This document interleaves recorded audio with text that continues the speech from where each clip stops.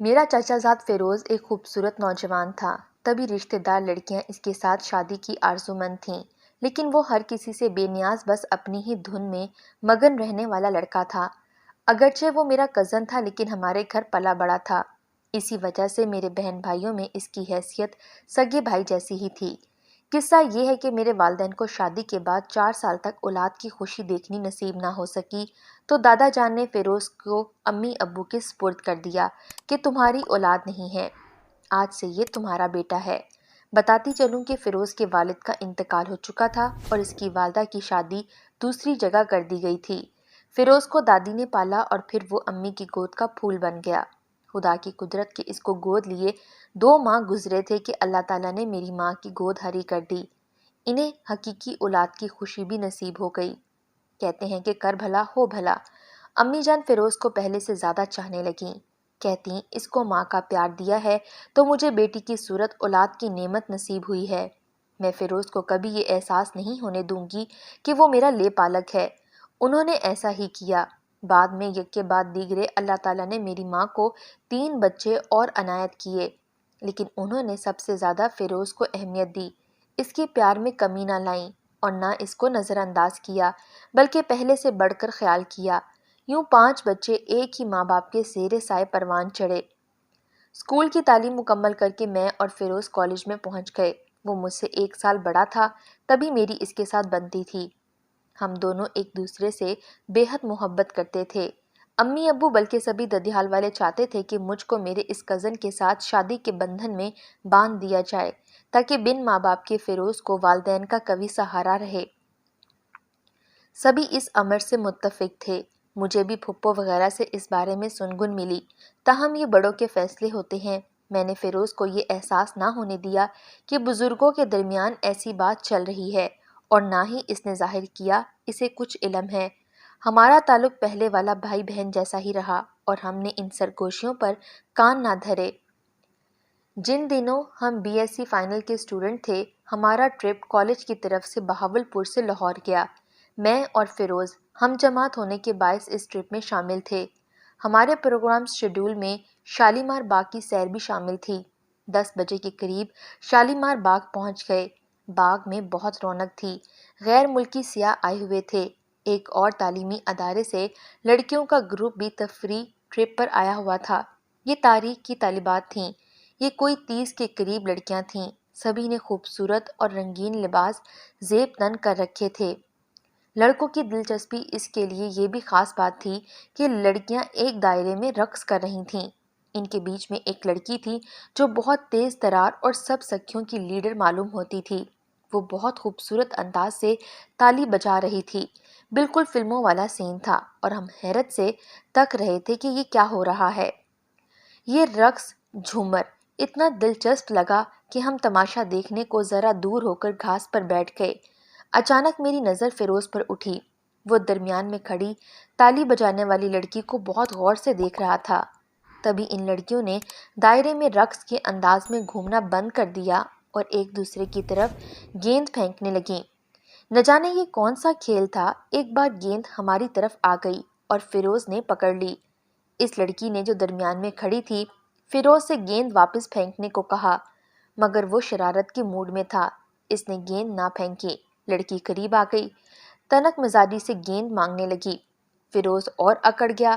آخر لڑکی نے نرمی سے کام لیا تو وہ انکار نہ کر سکا۔ اس دن مجھے لگا کہ ماں رخ میری کزن کے دل میں اتر گئی ہے۔ وہ تو گیند لے کر چلی گئی، فیروز کا دل بھی ساتھ لے گئی۔ وہ بار بار میرے سامنے اس کا ذکر تعریفی انداز میں کرنے لگا اور میں نظر انداز کرتی رہی۔ اگلے دن آرٹ کونسل والوں نے ہم طالب علموں کے لیے ایک تفریح شو رکھا تھا جس کا موضوع ایک تاریخی واقعہ تھا اور یہ ڈرامے اور مکالمے کی صورت میں تھا۔ جب ہم اس ہال میں پہنچے جہاں شو منعقد ہو رہا تھا تو ہم کو ایسی جگہ سیٹس ملی جہاں 6-7 لڑکیاں پہلے سے ہی بیٹھی ہوئی تھیں۔ فیروز اور لڑکیوں کے درمیان ایک سیٹ کا فاصلہ تھا۔ وہ آپس میں گفتگو کر رہی تھیں۔ گفتگو کے دوران بہاولپور کا ذکر آ گیا۔ ہم چونک گئے۔ لڑکیوں کی باتوں سے اندازہ ہوا کہ وہ پہلے بھی اس علاقے کی ہیں جہاں کے ہم ہیں۔ میں نے ذرا سا آگے جھک کر دیکھا، فیروز کے بعد ایک سیٹ خالی تھی اور اسے اگلی نشست میں وہی لڑکی بیٹھی تھی۔ گویا یہ سچی لگن تھی کہ میرے کزن کو قدرت نے ایک بار پھر سے اس لڑکی کا دیدار کروا دیا۔ جب لائٹ ہماری نشستوں پر پڑی تو لڑکی نے بھی فیروز کو دیکھ لیا اور مسکرا کر منہ پھیر لیا۔ اس پر فیروز بے چین ہو گیا اور اس کے ساتھ بات کرنے کا بہانہ ڈھونڈنے لگا۔ تبھی کولڈ ڈرنک کی ٹرے لیے بیرا آ گیا کیونکہ ڈرامے کا وقفہ ہوا تھا۔ پوچھنے لگا، جی کتنی کولڈ ڈرنک دوں؟ فیروز نے لڑکیوں کی طرف اشارہ کر کے کہا، ان سبھی کو دو۔ ویٹر سمجھا کہ وہ ہمارے ساتھ ہیں، وہ بوتلیں کھول کھول کر سب کو دینے لگا۔ لڑکیاں سٹ پٹا گئیں۔ ساتھ والی شوخ نے فیروز کو گھورا، تبھی اس نے معافی کے انداز میں ہاتھ جوڑ دیے۔ لڑکی کو جیسے ترس آ گیا، وہ خاموش ہو گئی۔ میں اپنی نشست سے اٹھ کر فیروز اور ان محترمہ کے درمیان والی خالی سیٹ پر آ گئی اور اس کے ساتھ گفتگو شروع کر دی۔ اس نے بتایا کہ ثانیہ نام ہے اور بہاولپور میں رہتی ہوں۔ میں نے کہا کہ ہم بھی وہیں سے ہیں۔ میں نے اسے پتہ اور فون نمبر مانگا۔ اس نے اپنے والد کا نام بتا کر کہا کہ بس اتنا ہی کافی ہے۔ تبھی فیروز نے جلدی سے میرے ابو کا نیم کارڈ جس پر ہمارا پتہ اور فون نمبر درج تھا جیب سے نکال کر اس کی طرف بڑھا دیا، کیونکہ وہ ازحد بے چین ہو رہا تھا کہ کہیں یہ موقع میں ہاتھ سے نہ گوا دوں اور پھر کبھی اس پری وش کا ہم کو سراغ بھی نہ ملے۔ 2 روز کا ٹرپ تھا۔ تیسرے روز ہم گھر واپس آ گئے۔ آتے ہی فیروز نے اسی حسینہ کی باتیں شروع کر دیں۔ مجھے غصہ آ گیا کہ فیروز کیا ہو گیا ہے تمہیں؟ چھری تلے دم تو لینے دو، ابھی تو ہم پہنچے ہیں، تھکن بھی نہیں اتری اور تم لگے ہو اس کی فکر کرنے جس نے اپنی ایک جھلک دکھا کر تم کو دیوانہ کر دیا ہے۔ کہیں تم مجنوں تو نہیں ہو گئے؟ ہاں شاید اسی کو ہی جنون کہتے ہوں گے۔ تو پھر میں مجنوں ہی ٹھہرا۔ ابھی ہم یہ بات کر رہے تھے کہ فون کی گھنٹی بجی۔ فیروز نے لپک کر اٹھا لیا جیسے اس کو الہام ہوا تھا یہ اسی پری وش کا فون ہے۔ وہ اس لڑکی سے باتیں کرنے لگا، پھر ادھر ادھر کی، پھر گھر آنے کی دعوت دے ڈالی، وہ بھی میری طرف سے۔ کہا کہ شیزا بہت یاد کر رہی تھی تم کو، اسے تم بہت اچھی لگی ہو، تمہارا ہی ذکر کر رہی تھی کہ فون آ گیا۔ اس وقت میں کمرے میں نہیں، ورنہ میں بات ضرور کروا دیتا۔ پھر فون کر لینا، اور ہاں جلد از جلد فون کر کے بتاؤ کب آ رہی ہو۔ ہمارے گھر کا پتہ کارڈ پر درج ہے، بہت آسان ہے بھائی۔ وہ ایسے شروع ہو گیا جیسے چند گھڑیوں کی نہیں بلکہ برسوں کی جان پہچان تھی اس سے۔ میں حیرت کی تصویر بنی دیکھ رہی تھی۔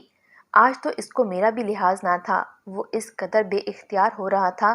سچ کہا ہے کسی نے، عشق نے جو آتش لگائی ہمیں لگ گئی بے اختیاری۔ انسان کو ایسے میں کب خود پر اختیار رہتا ہے۔ یہ آتش یک طرفہ نہ تھی، آگ دونوں طرف لگی تھی۔ اگلے روز پھر اس کا فون آ گیا۔ فیروز تو جیسے فون سے چپک کر سراپا کان بن گیا تھا، فوراً اٹھا لیا، بات کی، ادھر سے اندیا ملا کہ کل آ رہی ہوں، چھوٹی بہن ساتوں کی۔ موصوف نے آسان راستہ سمجھایا، گیٹ کا رنگ بتایا اور ٹھیک ٹائم پر اگلے روز فیروز صاحب گیٹ سے باہر منتظر دید ثانیہ صاحب کو ملے۔ نگاہوں دل فرش راہ کیے ہوئے تھے۔ مجھے پکارتے وہ ان کو گھر کے اندر لائے اور کہا کہ لو بھائی آ گئے تمہارے مہمان، ان کو اٹینڈ کرو، میں کچھ کھانے پینے کا سامان لے کر آتا ہوں۔ گھر آئے مہمان کی عزت رکھنی تھی مجھے بھی۔ ثانیہ کو اپنے کمرے میں لا کر عزت سے بٹھایا۔ جلد ہی فیروز کھانے پینے کا سامان لے آئے، خود باورچی خانے میں جا گھسے اور ملازمہ سے کہا کہ اچھی سی چائے بناؤ۔ پلیٹس نکال خود ہی شامی کباب، سموسے، تکے وغیرہ پلیٹوں میں سجا کر ٹرالی بھر کر سامنے لا رکھی۔ پھر مسکین صورت بنا کر ایک طرف صوفے پر برجمان ہو گئے۔ رفتہ رفتہ باتیں شروع کر دیں۔ میں کچن میں چائے پانی کا انتظام کرنے چلی گئی کہ یہ بھی کچھ یہی چاہ رہے تھے، میں کچھ دیر کو منظر سے ہٹوں تو کھل کر باتیں کر لیں۔ ٹھنڈے پانی کا جگ لیے جب لوٹی تو محبت کے یہ رہی صدیوں کا فاصلہ لمحوں میں طے کر چکے تھے۔ وہ اس طرح کے کہ گھل مل کر اپنائیت سے محو گفتگو تھے کہ جیسے برسوں کی جان پہچان ہو۔ اگلا پروگرام ملاقات کا طے ہو چکا تھا اور اس سفر محبت میں بھی ان کے ہمراہ ہی تھی، کیونکہ مجھے گھسیٹے بغیر فی الحال یہ اکیلے اس اجنبی لڑکی کو لے کر کہیں نہیں جا سکتے تھے۔ یہ ہمارے گھرانے میں معیوب بات سمجھی جاتی تھی۔ مجھ کو اس باعث زبردستی ثانیہ کی سہیلی بنا کر فیروز نے اپنے دل کے قرار کو پانے کی راہ نکال لی تھی، اور میں گونگوں کی طرح چپ تھی۔ ان حسرت کی ورافتگی دیکھ کر ہمت ہی نہ پڑ رہی تھی کہ کچھ کہوں۔ یا اس میں شامل نہ ہونے پر انکار کر دوں۔ خود بھی انسان کو تجسس ہوتا ہے، لہٰذا چاہتی تو اپنے آپ کو مائنس کر لیتی، مگر تجسس کا بھلا ہو کہ خاموشی سے ساتھ بنتی گئی۔ اب ان کی باقاعدہ ملاقاتیں شروع ہو گئیں۔ ایک روز ہم عربی شاہ کا محل دیکھنے گئے۔ واپسی پر ذرا دیر ہو گئی۔ ثانیہ نے کہا کہ جلد مجھے گھر پہنچانا ہے، دیر ہونے پر ڈانٹ پڑے گی، تو فیروز نے گاڑی کی سپیڈ تیز کر دی۔ بدقسمتی سے اچانک ایک طرف سے بیل گاڑی اور دوسری طرف ایک 10-12 برس کا لڑکا آ گیا جو سڑک کو دوڑ کر پار کرنے کی کوشش میں تھا۔ بچے کو بچانے کی خاطر فیروز نے بیل گاڑی میں کار دے ماری اور یوں ہم سبھی زخمی ہو کر ہسپتال پہنچ گئے۔ اب سب سے بڑا خطرہ ثانیہ کی طرف سے تھا۔ بات چھپی نہ رہ سکتی تھی۔ مجھ کو کم چوٹ آئی تھی، لہٰذا فیصلہ کیا کہ فون کر کے ثانیہ کے والدین کو آگاہ کر دوں اور الزام اپنے سر لے لوں کہ میرے بلانے پر میری سہیلی ثانیہ ہمارے گھر آئی تھی اور میں خود اس کو چھوڑنے آ رہی تھی تو راستے میں یہ ناخوشگوار واقعہ پیش آ گیا۔ ثانیہ کے ماں باپ فون سنتے ہی دوڑے ہوئے ہسپتال چلے آئے۔ اس وقت تو والدین کے لبوں سے دعا کے سوا اور کلمات نہ نکلے، لیکن جب 5 روز بعد اس کو ہسپتال سے چھٹی ملی اور کچھ دنوں کی دیکھ بھال سے وہ ٹھیک ہو گئی، تب باپ نے واقعے کی باز پرس کی اور اس کو بہت ڈانٹ پڑی کہ کیوں اس طرح وہ گھر سے نکلتی ہے اور اتنی تاخیر کیوں کی واپسی میں۔ سزا کے طور پر انہوں نے اس کا کسی بھی سہیلی کے گھر آنا جانا ممنوع قرار دے دیا، یہاں تک کہ بغیر والدہ یا بھائی کے کہیں بھی گھر سے جانے پر پابندی عائد کر دی گئی۔ ہمارے فائنل ایئر کے پیپرز ہو گئے۔ نہیں معلوم کہ ثانیہ کی منگنی اس کے کزن سے ہو چکی ہے۔ وہ لوگ لاہور میں رہتے تھے اور حادثے کا ان کو علم نہ ہونے دیا گیا۔ ادھر ہمارے بے قرار کزن نے امی کو مجبور کیا کہ ثانیہ کے گھر جا کر اس کے والدین سے رشتہ طلب کریں۔ اس مطالبے پر ابو ششدر رہ گئے اور امی نے دانتوں میں انگلی داب لی۔ اے اللہ، کیا ہو گیا اس لڑکے کو؟ اچھا بھلا تھا، گھر کی لڑکی، گھر کا لڑکا۔ یہ خواب بھی میرے والدین کا چکنا چور ہوا۔ فیروز کی حالت زار ایسی کہ خود کے ہوش اڑے ہوئے تھے اور ہمارے بھی اڑا دینے تھے۔ تبھی امی مجبور ہو کر اس کی خوشی کے لیے ثانیہ کے گھر گئیں کہ فیروز سے وہ بے حد محبت کرتی تھیں اور اس کو یوں آرزودہ خاطر نہ دیکھ سکتی تھیں۔ وہاں سے صاف انکار ہوا۔ اس کی ماں نے واضح کیا کہ اس کی منگنی میرے دیور کی لڑکی سے ہو چکی ہے۔ ہم مجبور ہیں اور معذرت خواہ ہیں۔ امی تو اپنا سا منہ لے کر آ گئیں۔ امی کے چہرے کو دیکھ کر فیروز کا رنگ اڑ گیا۔ بن کہے سمجھ گیا کہ کیا جواب ملا ہے۔ اگلے دن ثانیہ کا فون آیا۔ خدا کے لیے فیروز، اب مجھے کبھی فون مت کرنا، کیونکہ والد سمجھ گئے ہیں۔ جب تمہاری والدہ رشتہ مانگنے آئیں کہ اس روز کا حادثہ بلا وجہ نہیں تھا اور میں ثانیہ سے نہیں تم سے ملنے گئی تھی، انہوں نے تم کو ہسپتال میں زخمی پایا تھا تو ساری بات سمجھ لی۔ میری تو شامت ہی آ گئی ہے۔ اب مجھے جلد از جلد وہ ڈولی میں بٹھا کر میرے منگیتر کے گھر رخصت کرنے کا بندوبست کر رہے ہیں۔ فون سن کر فیروز کی رہی سہی آس بھی جاتی رہی۔ وہ بے حد دل گرفتہ تھا۔ میں اور میرے والدین سمجھ رہے تھے کہ ہمارے معاشرے میں تو آئے دن ایسے واقعات ہوتے ہی رہتے ہیں کہ پسند کسی کو کیا، شادی کہیں اور کرنی پڑی۔ خاص طور پر ہم لڑکیوں کو تو یہ مقدر بن چکا ہے۔ وقت کے ساتھ دونوں کو صبر آ جائے گا، سب کچھ معمول کے مطابق اور ٹھیک ٹھاک ہو جائے گا۔ ثانیہ کی شادی کو چند دن گزرے تھے کہ فیروز کی حالت غیر تھی۔ وہ ایسے میں کچھ بھی کر سکتا تھا۔ اچانک پتہ چلا کہ ثانیہ کی حالت خراب ہے اور وہ ہسپتال میں داخل ہے۔ اس کی چھوٹی بہن نے مجھے فون کر کے بتایا کہ وہ جھلس گئی ہے۔ کیسے؟ میں نے پوچھا۔ بولی، ملازمہ کچن میں گیس کا چولہا بند کرنا بھول گئی تھی، کیونکہ گیس کی ان دنوں لوڈ شیڈنگ ہو رہی تھی۔ اسے پتہ ہی نہیں چلا، گیس اچانک چلی گئی۔ ملازمہ بھی گھر چلی گئی۔ گیس آئی تو دروازہ بند ہونے کی وجہ سے کچن میں بھر گئی۔ ثانیہ نے سالن گرم کرنے کو چولہے کو ماچس لگائی تو دھماکہ ہو گیا اور آگ لگ گئی۔ وہ دوڑتی ہوئی باہر تو آ گئی، مگر کپڑوں نے آگ پکڑ لی تھی، اس وجہ سے بہت زیادہ جھلس گئی۔ ہسپتال لے گئے مگر زیادہ دیر زندہ نہ رہ سکی۔ یہ اندھوناک خبر فیروز کے لیے کم تکلیف دہ نہ تھی۔ وہ اس قدر رویا کہ میری روح کا سکون چھن گیا۔ میں نے پوچھا کون سے قبرستان میں اس کی آخری آرام گاہ ہے۔ اس نے بتایا یہ قبرستان ہمارے علاقے کا تھا، زیادہ دور نہ تھا۔ فیروز کا اصرار تھا کہ فاتحہ پڑھنے میرے ساتھ ثانیہ کی قبر پر چلو۔